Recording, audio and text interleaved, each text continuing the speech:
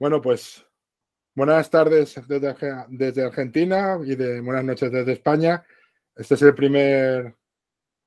primera cata que vamos a hacer en Licencia Histórica, una entrevista vía online, porque vamos a hablar de un libro que, como le he dicho a su autor antes de empezar, me veía casi incapacitado para hacer un buen resumen de ella. Al otro lado, o de este lado, como lo tengáis, tenemos al historiador Agustín Méndez. Encantado de recibirte, Agustín. Y bueno, como buen argentino ya le doy la enhorabuena por el Mundial, todos tranquilos desde España. Y vamos a hablar de su tesis convertida al libro, que es una auténtica maravilla, que paso a compartir para que la veáis un momentito. A ver si yo lo sé hacer. Me va a decir que... lo va a compartir mal. En un momento. Eso, era una pestaña, que estoy yo atontado. Vale, aquí lo tenemos, la obra, que es El infierno está vacío, demonología, caza de brujas y reforma en la Inglaterra temprano moderna del siglo XVI y XVII. El autor, como ya hemos dicho, Agustín Méndez. Y si alguien, y invito vivamente a ello, quiere hacerse con él, aquí tiene un poquito la ficha técnica del libro, que está publicado por la Universidad de Valencia, Servicio de Publicaciones. Y que lo podéis comprar en cualquier sitio. Son 658 páginas y casi 1 kilo de conocimiento. Agustín, ¿te quedaste a gusto? Bueno, primero que nada, buenas noches, Roberto. Muchas gracias por la invitación y por las felicitaciones por el libro y por el Campeonato Mundial. Sí, después de mucho trabajo, quedé conforme con el resultado final del libro. Desde luego, uno cuando lo tiene en la mano y se lo pone a leer, encuentra desde errores de tipeo hasta frases que hubiera dicho de otra manera, aun cuando las reescribió 10, 15 o 20 veces a lo largo de 7 u 8 años, pero calculo que es algo que le pasa a todos los autores de un libro. Traté de no hacerme mucho problema ni de volver a leerlo muchas veces para no hacerme mala sangre, pero sí quedé conforme. Sí, yo creo que eso le pasa a todo el mundo. Cuando lees algo dices, ¿y esto quién lo escribió y por qué? Es algo... Un tema que me interesa mucho, lo de la reescritura y el hecho de escribir, que es... un día podíamos hacer una entrevista a 4 con 2 amigos que tengo que también escriben, para que la gente percibiera lo difícil que es escribir, y más de una obra tan compleja y de una profundidad filosófica y teológica como es la que nos presentas, El infierno está vacío. Como te he dicho, preguntas que te quería lanzar, además de que hablemos de tu libro.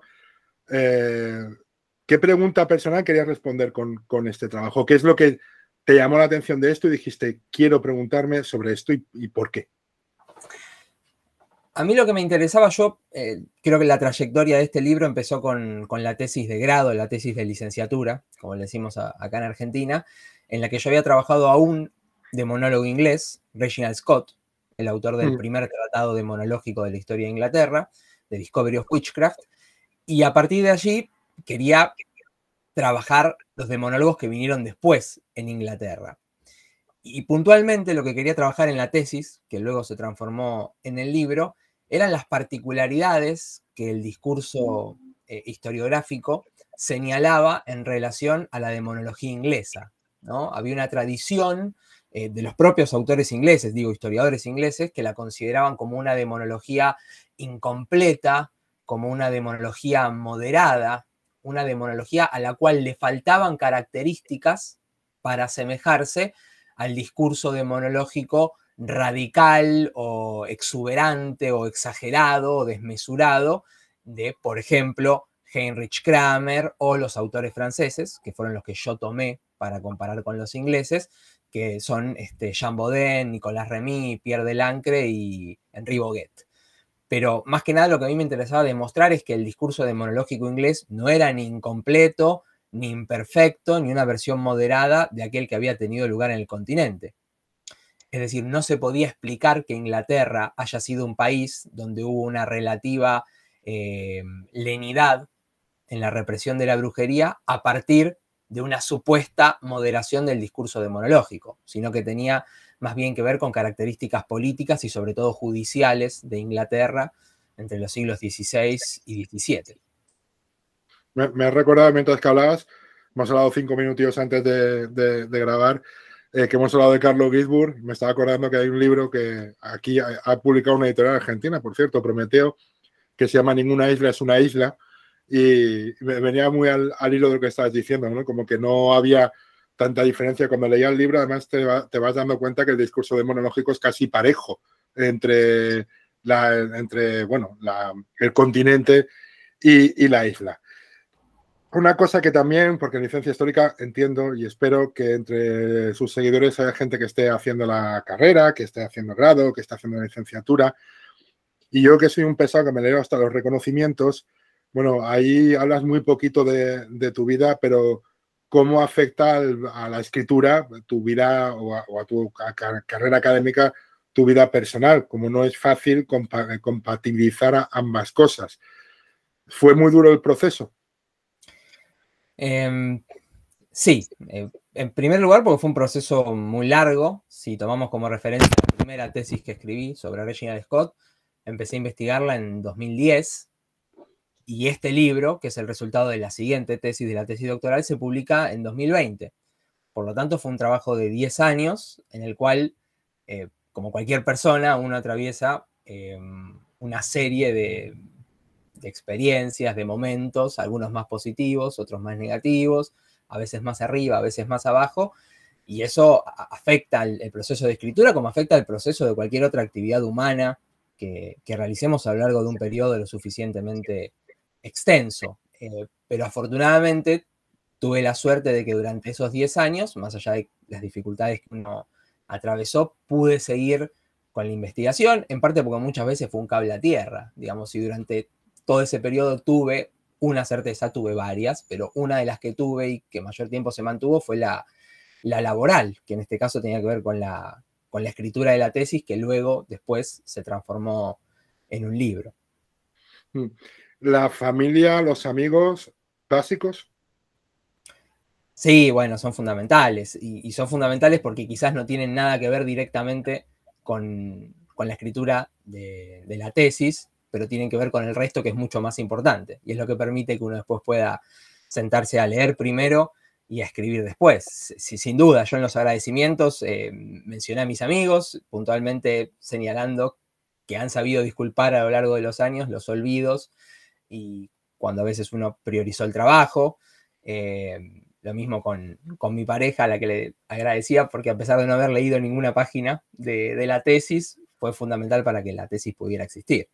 Y bueno, ni hablar de mi mamá y de mi papá, fundamentales. Claro, es que muchas veces la idea que tienen los historiadores es que estamos ahí metidos en nuestra cueva, que no queremos que nadie nos hable, y esa imagen yo creo que algunos alumnos quieren repetirla y quería que se quedara claro que si tú no estás bien, si tú no tienes gente que te apoye, sea vida social básica, pues la investigación pues no tiene mucho recorrido. Ya iremos al libro, pero cosas exteriores. ¿Por qué un sello editorial español? Bueno, yo defendí la tesis, di la defensa de la tesis de doctorado en diciembre de 2018, a principios de diciembre.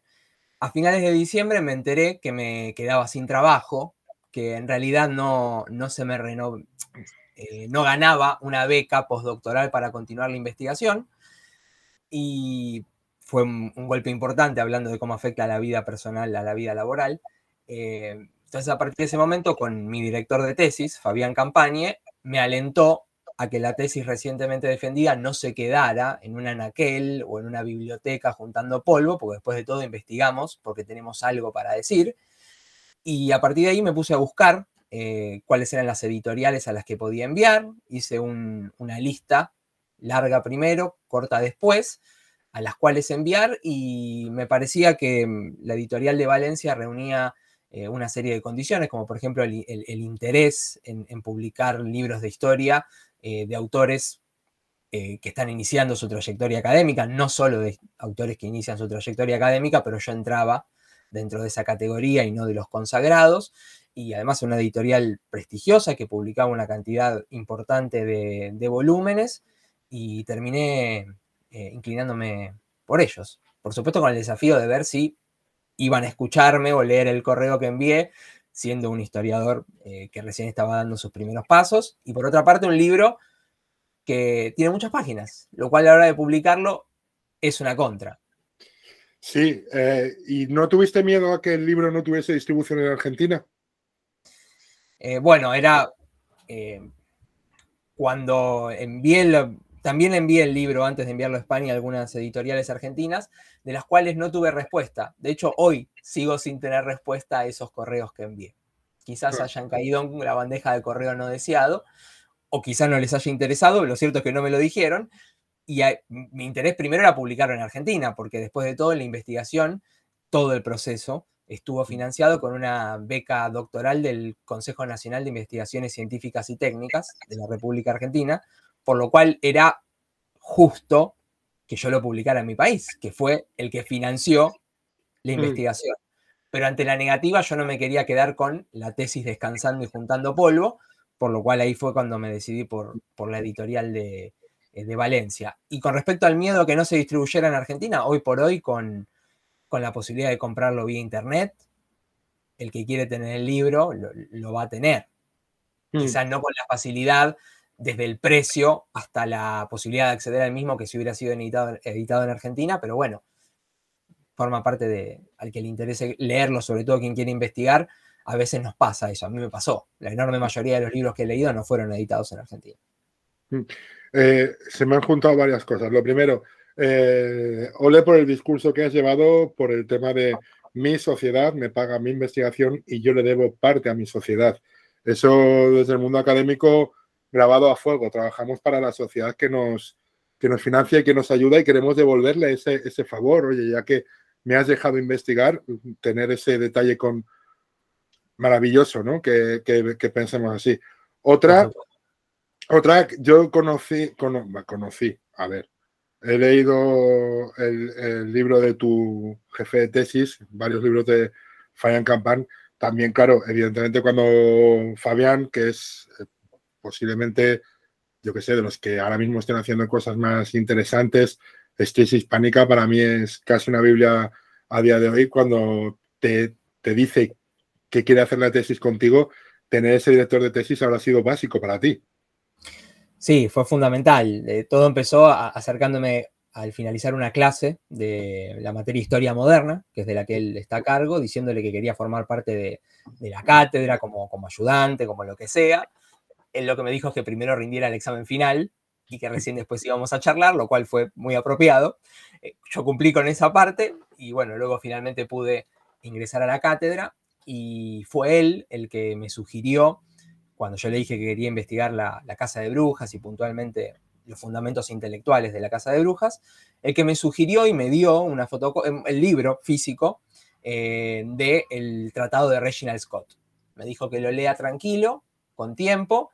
Yo no hice ninguna de las dos cosas, no lo leí tranquilo y lo leí muy impacientemente porque estaba fascinado con el tema. Y bueno, el libro me gustó muchísimo. Digamos, yo empecé, no sé si decir que empecé al revés, pero empecé trabajando la Casa de Brujas leyendo el tratado de uno de los más grandes escépticos respecto de los fundamentos intelectuales de la represión de la brujería en la Edad Moderna. Por lo tanto, también el inicio fue original en ese sentido, pero desde luego, sin esa primera ayuda de darme el texto para leer y toda la guía que vino en los 10 años posteriores, el trabajo hubiera sido imposible de llevar adelante, sin duda. Ya nos vamos a ir centrando en el libro, pero quería decirle a la gente que nos escucha que en tu libro hay 50 páginas de bibliografía. Hay unas 70 fuentes primarias, para que no lo sepas, son fuentes originales del siglo XVI, siglo XVII, textos que en algunos momentos te habrás tenido que enfrentar en latín, incluso en alguno de ellos, ¿no? Lo esquivé todo lo que pude, te voy a confesar. Sí, porque desgraciadamente en la carrera ni en España y por lo que en Argentina ya el latín olvidado. Entonces salimos con unos rudimentos de latín muy, muy básicos. Sí, afortunadamente en la Facultad de Filosofía y Letras hay un equipo de docentes de lenguas clásicas muy formado, muy importante, y tuve que cursar algunos niveles de latín, lo cual, entre otras cosas, me sirvió para entender mejor el castellano. No sé si entiendo bien el latín, pero definitivamente entiendo mucho mejor el castellano. El castellano. Eso es sobre fuentes primarias, pero es que te has leído o referencias 750 fuentes secundarias. Sí. Hablamos, si me has dicho que son 10 años, que te has leído 75 libros al año. Bueno, no todas las fuentes secundarias son libros, algunos eran artículos y otros libros no los he leído completos porque necesitaba apenas leer una parte de los mismos, pero sí, fue la parte... a ver, me ocupó mucho más tiempo leer que escribir. Escribir es más desgastante, por lo menos para mí, eso es muy personal. Escribir es mucho más desgastante, pero lo que más tiempo me insumió era leer los trabajos de otros historiadores, porque a medida que uno va leyendo, va descubriendo, por ejemplo, en notas al pie, nuevos textos que abren nuevas ventanas, a las cuales hay que leer y acudir, porque son las que fueron la fuente de inspiración de los historiadores que estamos leyendo. Entonces, permanentemente se van abriendo puertas y, en definitiva, es muy arbitrario cuando uno decide cerrar, ¿no? Llega un momento que uno dice, bueno, hasta acá. Porque si no, nunca llega el proceso de escritura y nunca se termina el trabajo. Claro, yo eso es el gran caballo de batalla de todo doctorando. ¿Cuándo cierro? Porque lo quieres decir todo porque pensamos que la tesis es nuestra obra magna, que en tu caso a lo mejor lo es, no nos descartemos, pero esto es el inicio. ¿Qué años tienes? 34, en este momento 34, cuando salió el libro 32. 32, es que, vamos, te queda toda una vida académica por delante, entiendo y espero que brillante, y muy posiblemente si tú vuelvas a revisitar tu texto dentro de 20 años, el libro habrá cambiado y habrá mejorado 20 años tuyos, ¿vale? Pero es que queremos escribir esa idea de que tenemos que escribir la obra perfecta, ¿no? Y encima somos tan cretinos, como hemos estado hablando antes, de fijarnos en eso, en Carlo Ginzburg, en Stuart Clark y en toda esta gente que dice que vuelan muy alto, son mucho más mayores que nosotros y es muy poco probable vamos, yo creo que si de muy mayor me parezco lejanamente algo a Carlo Ginzburg, estaré bien contento. Yendo a ese tema y a Carlo Ginzburg, hay una cosa que me ha hecho especial ilusión, ¿vale? Hay dos tipos de historiadores, el historiador que podríamos llamar omnisciente, que habla desde casi su montaña de verdad y te da el proceso de investigación todo cerrado, esto es así porque yo lo digo, y no deja ver las dudas y los caminos en falso que se abren o cómo ha sido ese proceso de investigación. Y a mí me gustó mucho que en tu libro dijeras, a ver, por cuestiones de espacio, por cuestiones de higiene mental, casi se diría, tengo que ir de 1560 a 1649, das tus motivos para cerrar ahí y abrir ahí, y también una serie de tratados seleccionados, porque no puedo hacerme con todos los tratados del siglo XVII. Es un proceso, lo primero, ¿eras consciente de que estás haciendo un poco como Carlo Ginzburg, cuando él también dice esto no lo hago porque no quiero, por un lado, y por otro, el proceso de eliminación de textos y la acotación de fechas, entiendo que fuera un dolor de cabeza constante y un miedo a ver si me estoy dejando algo importante fuera. Sí. No, el momento de elegir las fuentes primarias o incluso las secundarias, no tuve en mente esa propuesta de Ginzburg puntualmente, no pensé en eso. Lo que sí pensé es que la tesis tenía que volverse en algún momento algo concreto, tenía que bajar del mundo de las ideas a plasmarse en un papel, y de allí la necesidad de hacer una selección a partir de la cual llevar a cabo la investigación primero y la escritura después. Y a partir de ahí, ¿por qué elegí los textos que elegí? Primero la cronología, como vos dijiste, traté de tomar el primer siglo corto, como diría Hobsbawm, de la historia de los tratados demonológicos en Inglaterra, por lo menos en la Edad Moderna.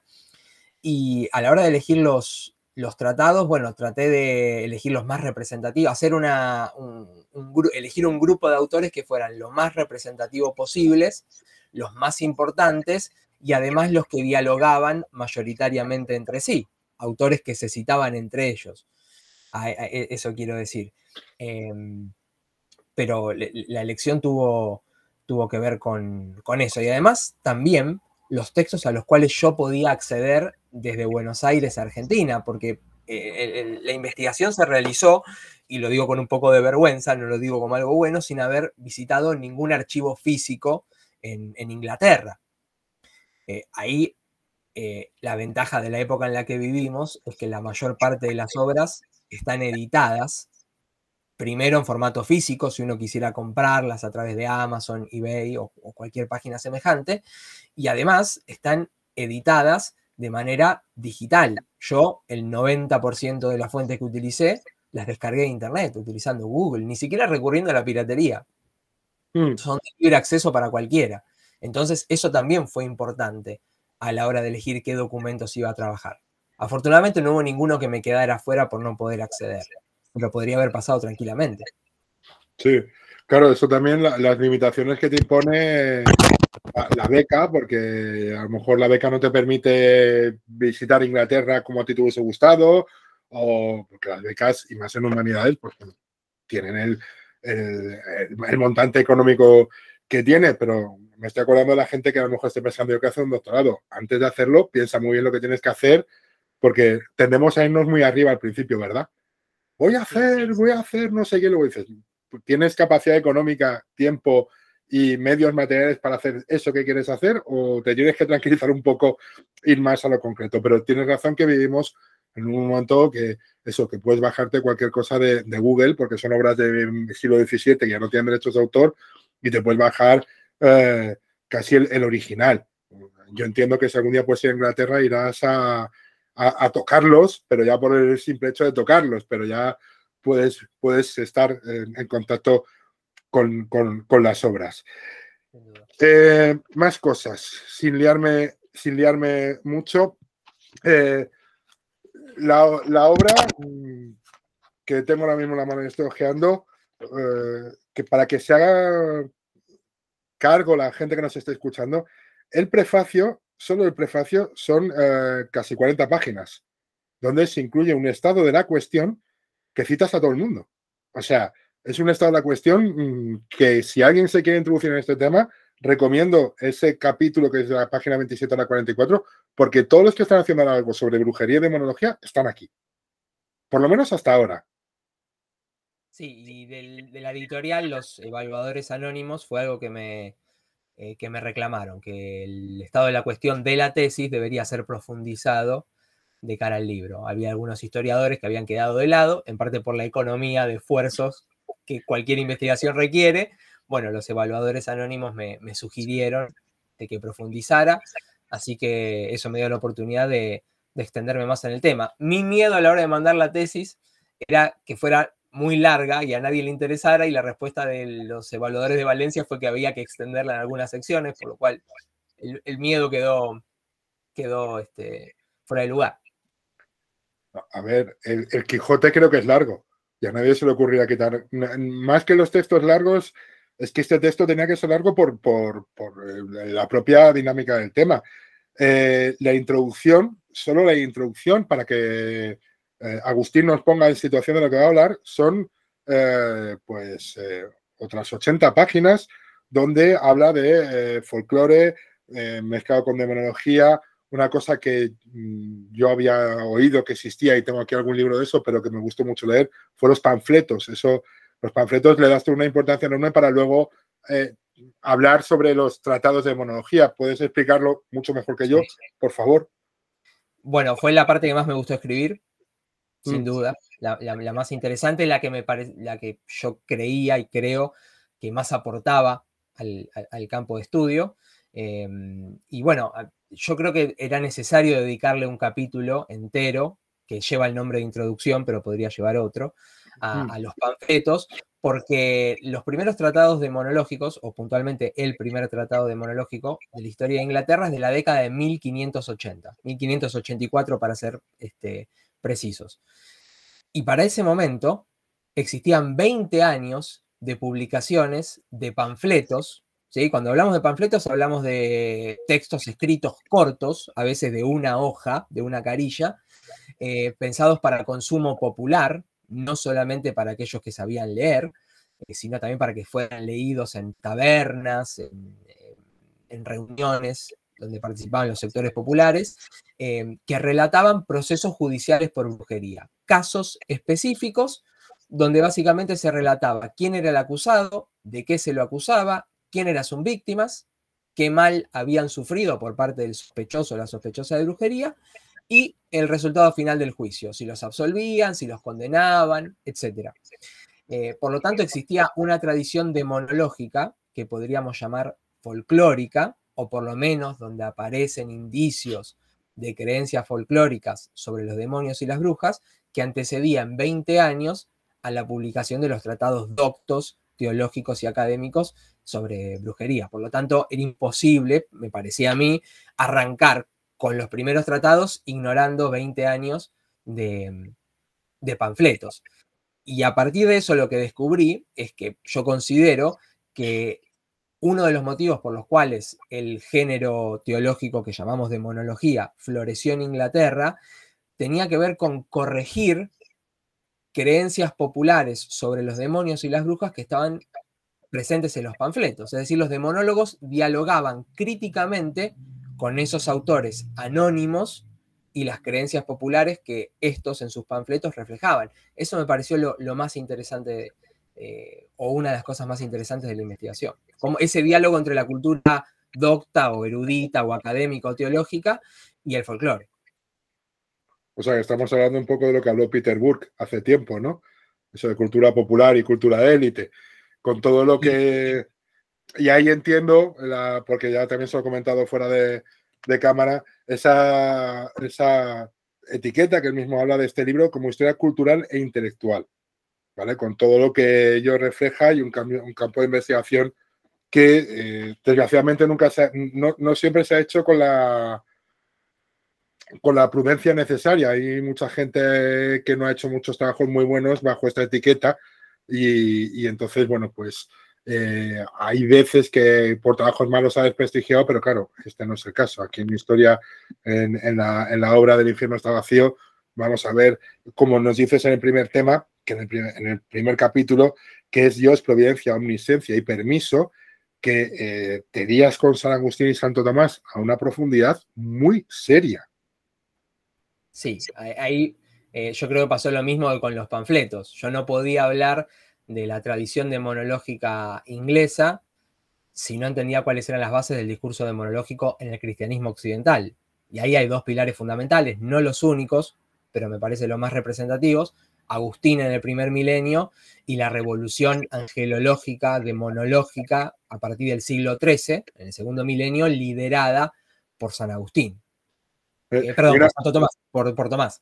Sí, Santo Tomás. Y volvemos a lo de antes. Esto influencia a los demonólogos católicos y a los demonólogos británicos de la misma manera.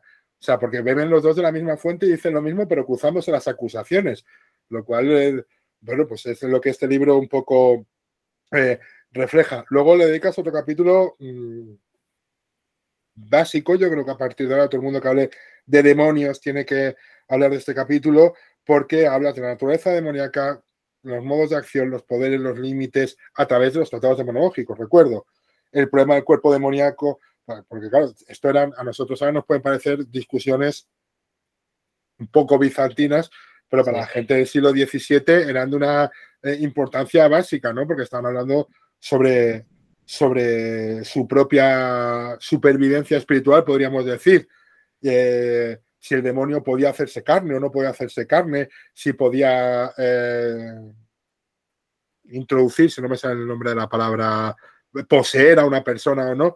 Y en todo este debate, de nuevo, una profundidad con todos los textos. ¿Aquí en qué textos te apoyaste sobre todo? ¿En qué tratados demonológicos? Porque hay siempre, cuando lees el libro, como que vas casi por demonólogo, podríamos decir, analizando qué dice cada uno. Bueno, en toda la primera parte del texto, los capítulos 1, 2, 3 y 4, lo que ahí primaba fue la utilización del método comparativo. Si yo quería demostrar que los demonólogos ingleses o el pensamiento demonológico inglés no era ni moderado ni incompleto en relación con el continental, yo tendría que plantear una comparación entre los autores ingleses y un grupo de autores continentales.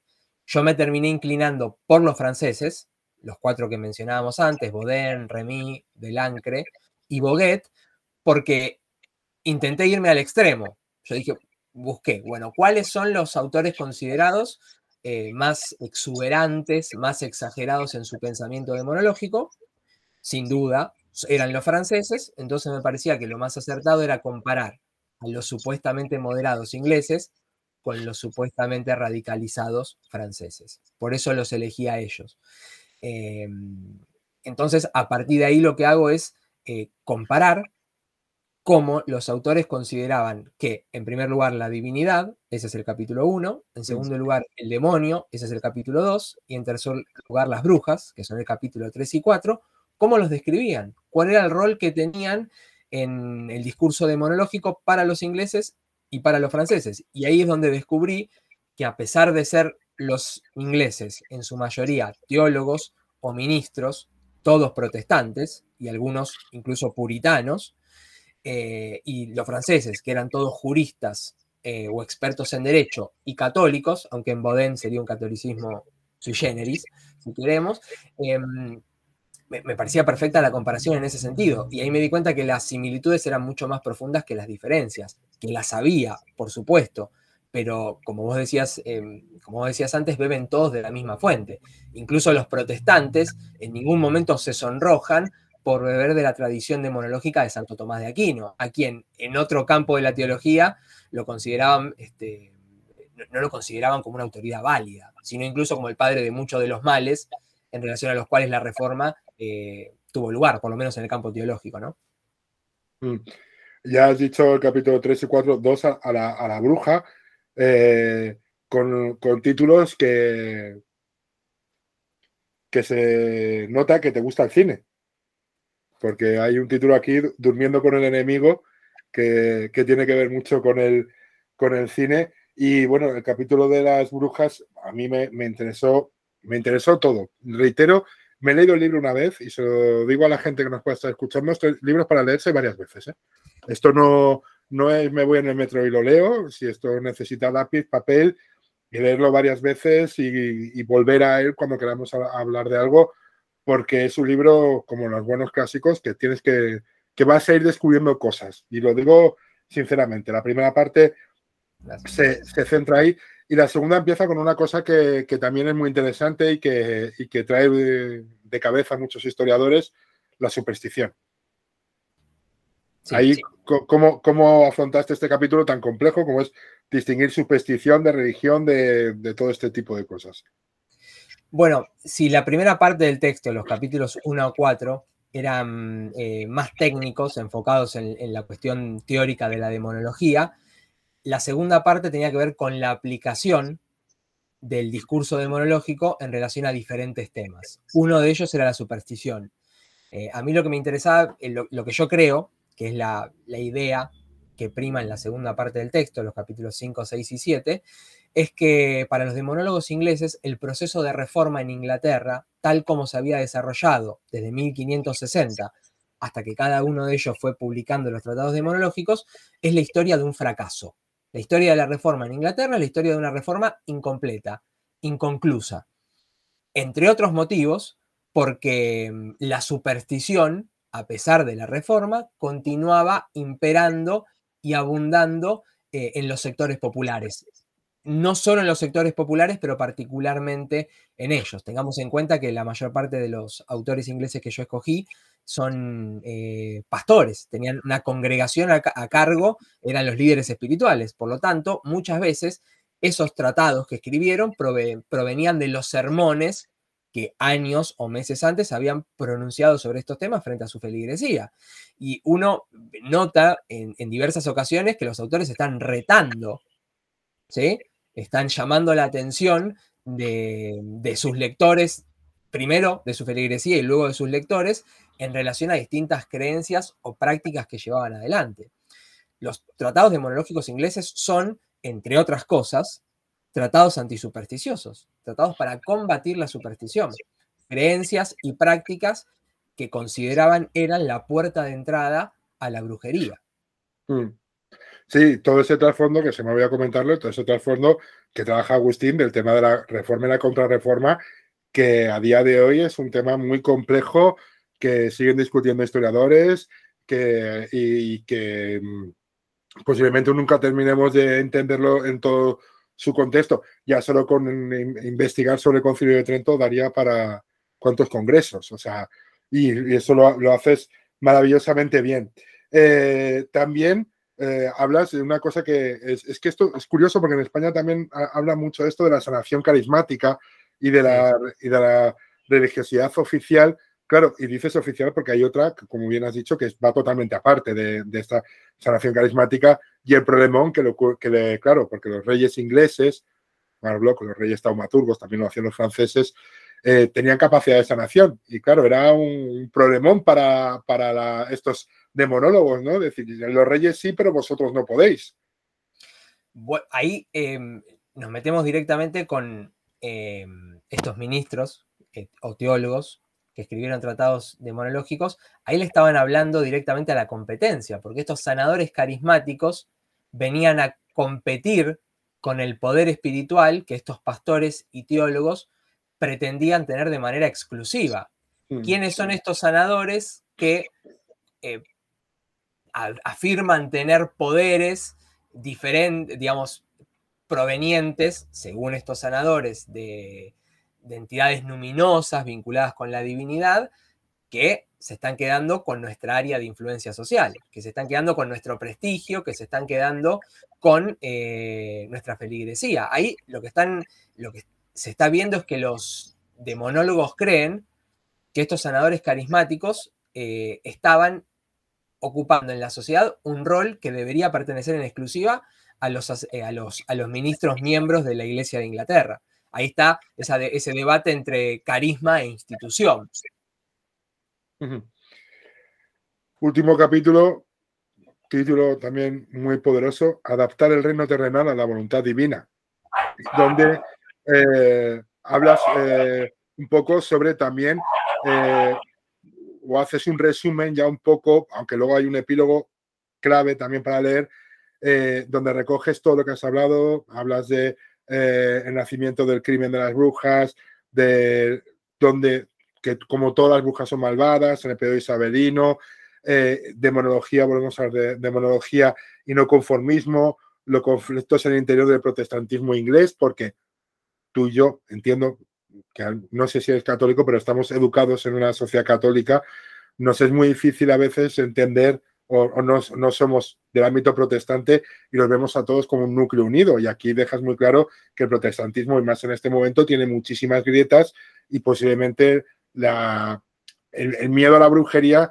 también fuese, no sé cómo decirlo, un síntoma de esta debilidad que tenía en ese momento el protestantismo. No sé si me estoy columpiando de mala manera. Me puedes decir que no. No, a ver, este último capítulo, digamos, en el capítulo 5, en el capítulo de la superstición, yo creo que los demonólogos le estaban hablando a sujetos sociales que consideraban por debajo de ellos, ¿sí? Sobre quienes tenían poder. En el capítulo siguiente le estaban hablando a quienes consideraban sus competidores, ¿sí? Los sanadores carismáticos.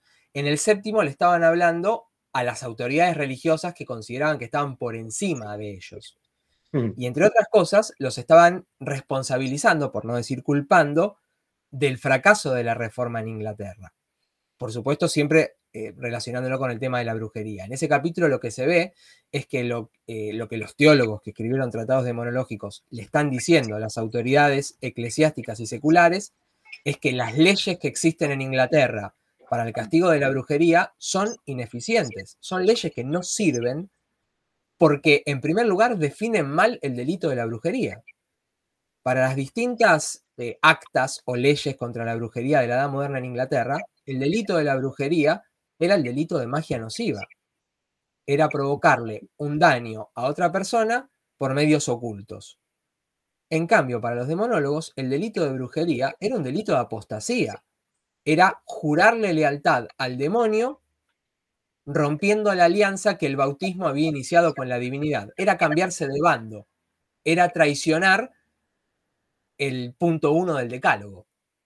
Que eso es lo que dice muy bien Levac. Estás hablando del pacto diabólico, como el eje central de todo esto. Pero por lo que se ve en el texto es que, de nuevo, es curiosísimo como desde ambos confesiones están apuntando todos hacia el mismo objetivo.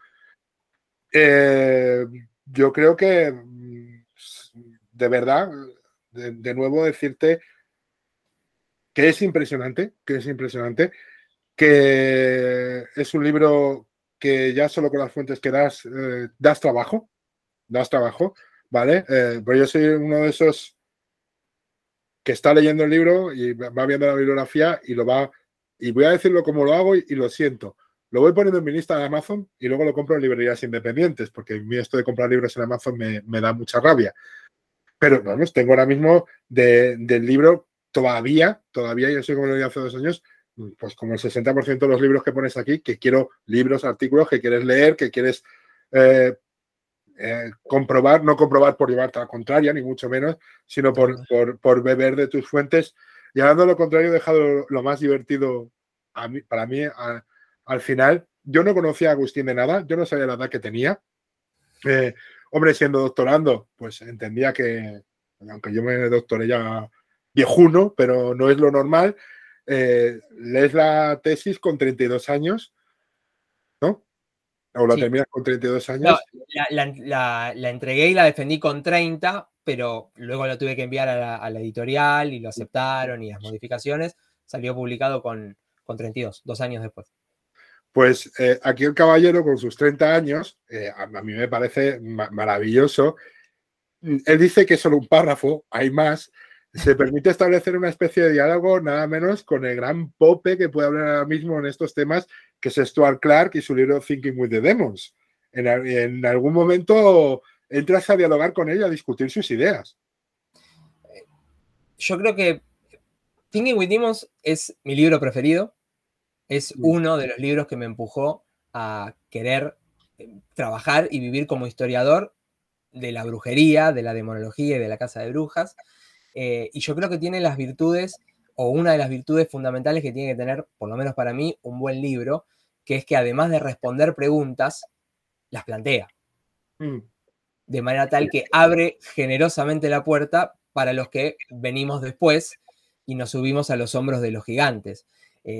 A mí lo que me pareció, y el diálogo que establezco en algunas partes, con algunos fragmentos de la obra de Stuart Clarke, fue profundizar lo que él trabajó de manera generalizada, porque el objetivo de Thinking with Demons, de su libro de 1997, es un texto general de la idea de la brujería en toda la modernidad temprana. Por lo tanto, no puede detenerse puntualmente en el caso inglés, puntualmente en el caso francés, el escocés o el español o el que sea. Y en esos intersticios de todos los temas que Stuart Clarke no pudo tocar, incurren algunas generalizaciones que años después, y porque él primero planteó esas generalizaciones, uno puede ir a matizar y profundizar en lo que por la naturaleza del libro que escribió Stuart Clarke no pudo meterse, pero es solamente eso. Yo lo hice desde el más profundo agradecimiento y admiración, a pesar de que no lo conozco y nunca probablemente lo vaya a conocer, fue apoyarme en las bases que él había establecido. Tenía ese espíritu. Sí, a ver, que no es que se meta con él ni mucho menos, que Agustín se está defendiendo mucho, no, pero que entres en un diálogo, nada menos, con tus 30 años entras en diálogo con Stuart Clarke, y además con una altura intelectual brutal. Estoy alabando, ¿vale? Porque muchas veces por ese miedo, voy a hablar de Stuart Clarke, a ver en qué me meto. Es muy curioso porque aquí la generación sí que funciona. Mi libro de cabecera fue Historia Nocturna de Ginsburg. Y todo lo que tú estabas diciendo de Clarke, para mí fue Ginsburg. Esa manera de abrir la puerta, de decir, esto va por aquí, ahora tú si quieres sigues. Esa, también, evidentemente, he leído la obra de Clarke, inabarcable, has dicho, publicada en el año 97, no está superada, es fuente de referencia ineludible para cualquiera de estos temas. También, y por Dios, no es para hacer la pelota, tu libro, el libro de Fabián Campanes, que es hispánica, me parece otra joya, de lo que hace hace poco, porque parece que los estudios de demonología y de brujería han entrado, no sé cómo lo ves tú ahora, pero han entrado en una deriva un poco entre el abandono, me da la sensación, o la comercialización. Sí, yo iba a decir, adhiero y agrego repetición. Yo creo que en plural lo digo, me incluyo, nos estamos repitiendo. Los que nos estamos dedicando al estudio de la brujería y la demonología, estamos atravesando hace un cuarto de siglo, tomo como referencia la publicación de Stuart Clark hace exactamente 25 años, en la edad de oro del estudio de la demonología, no ya de la casa de brujas, sino puntualmente de sus fundamentos intelectuales. Y a veces queda la sensación de que ya no queda mucho por decir, que seguramente estoy equivocado y queda muchísimo por decir, pero creo que en los últimos años ha entrado en una deriva, y me incluyo, que en ocasiones cae en la repetición, y creo que si queremos seguir trabajando estos temas, debemos ser cada vez más creativos. Es el desafío que queda por delante. A ver, y no voy a hablar más de eso, pero yo por eso me fui por la brujería y el cine. Es que dices, ¿qué hago? ¿Qué digo nuevo? ¿Qué aporto? ¿No? Ahora estoy leyendo sobre Navarra y es que tienes a Caro Baroja, tienes a Idoate, tienes gente a Zurmendi, a Henningsen, que dices, ¿qué digo yo después de estos gigantes? Que también a lo mejor nos está ocurriendo un poco eso, ¿no? El miedo a romper con los popes, ¿puede ser? Sí, sí, puede ser eso. A veces quizás lo que haya que ajustar no sean los documentos que estamos leyendo, sino el marco teórico. Yo por eso recurrí a la comparación, al método comparativo. Me parecía que eso es algo que se había hecho, no que no se había hecho, sino que se había hecho menos. Tomar una serie de autores de un determinado periodo y de determinadas regiones y comparar, hacer una comparación lo más exhaustiva posible de sus ideas. Ese fue un camino.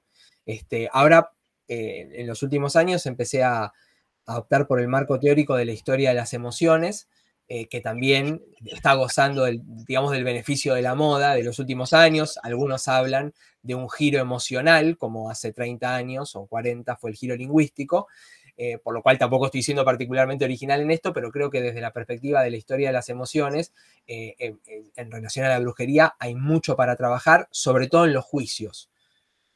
Sobre todo en los documentos vinculados a las confesiones de los brujos, de los testigos, de las víctimas. Yo creo que ahí hay una beta muy interesante y yo ahora me estoy orientando a eso desde una perspectiva atlántica, trabajar Inglaterra y las colonias inglesas en América. El caso fundamental, que vos lo has trabajado desde el cine, es Salem, ¿no?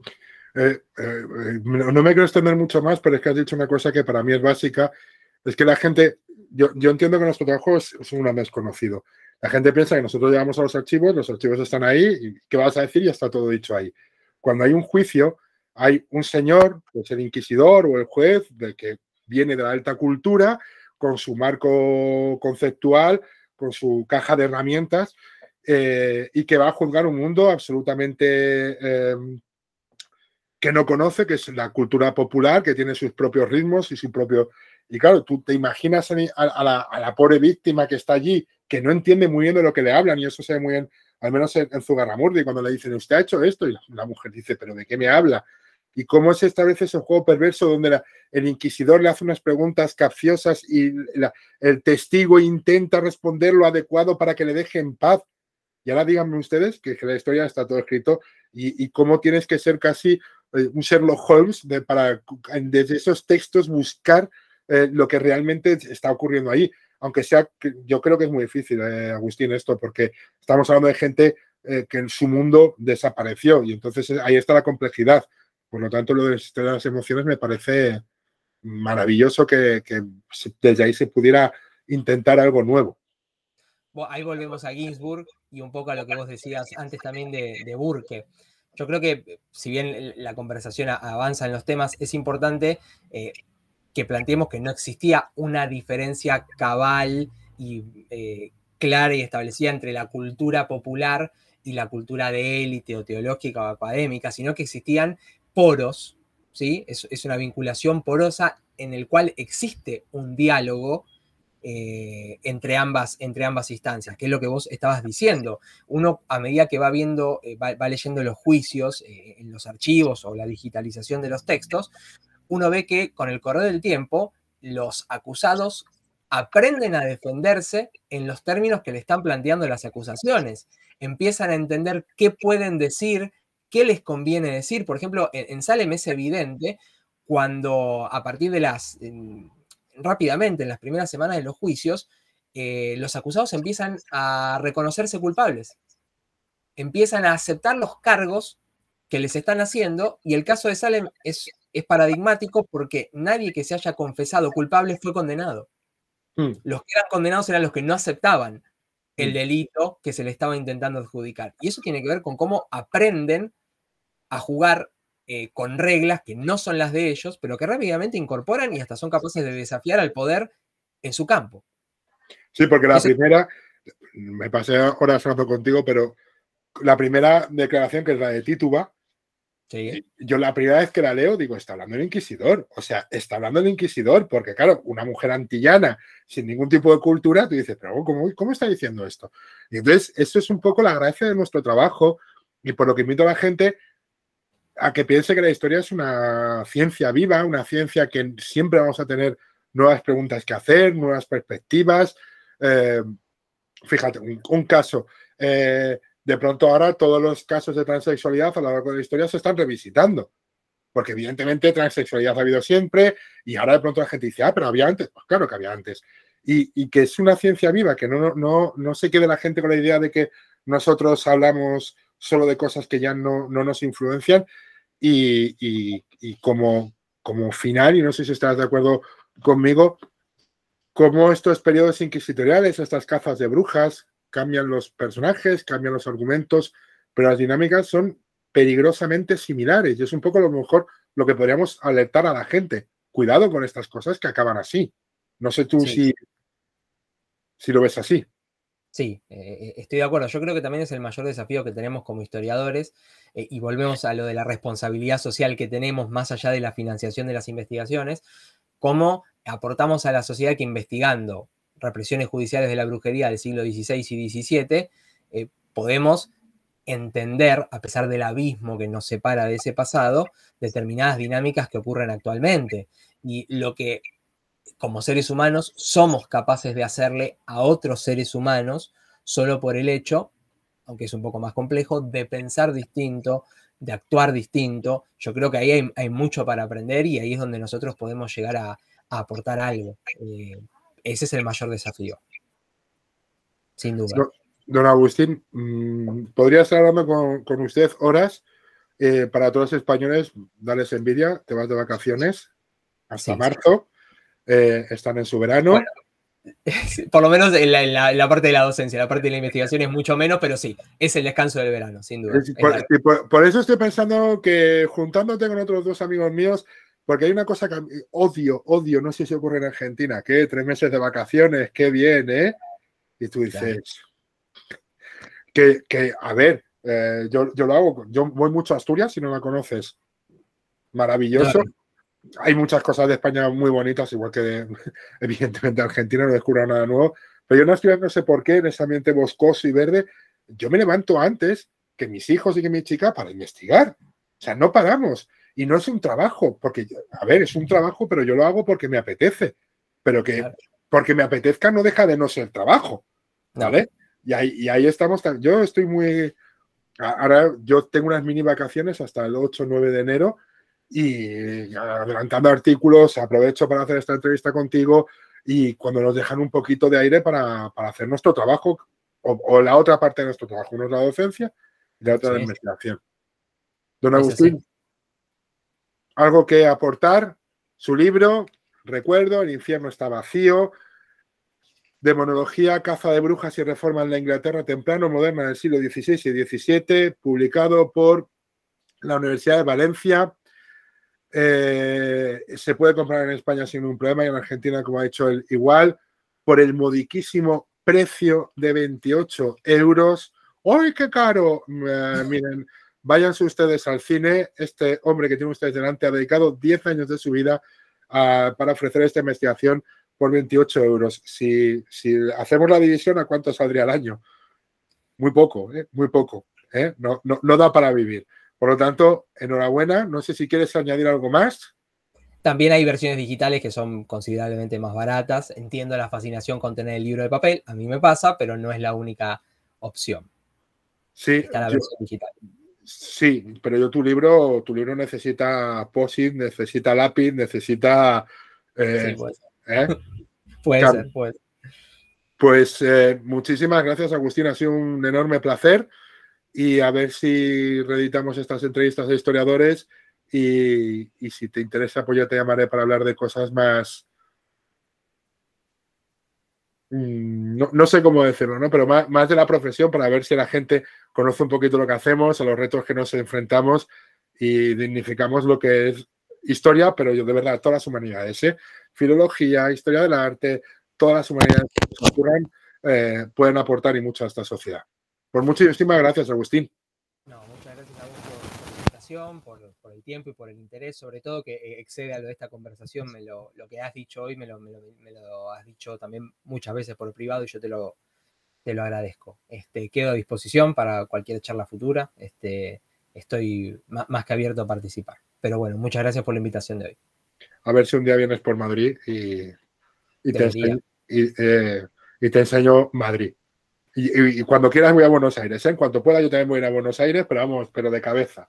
Bueno, que sea lo que pase primero, nos ponemos de acuerdo y cada uno le muestra al otro su ciudad. Eso es. Pues muchísimas gracias por todo y espero que esta charla, no, es obligatorio que sea interesante para todos los que les guste la historia. Muchísimas gracias, Agustín. Un gusto, Roberto. Muchas gracias a vos. A ver.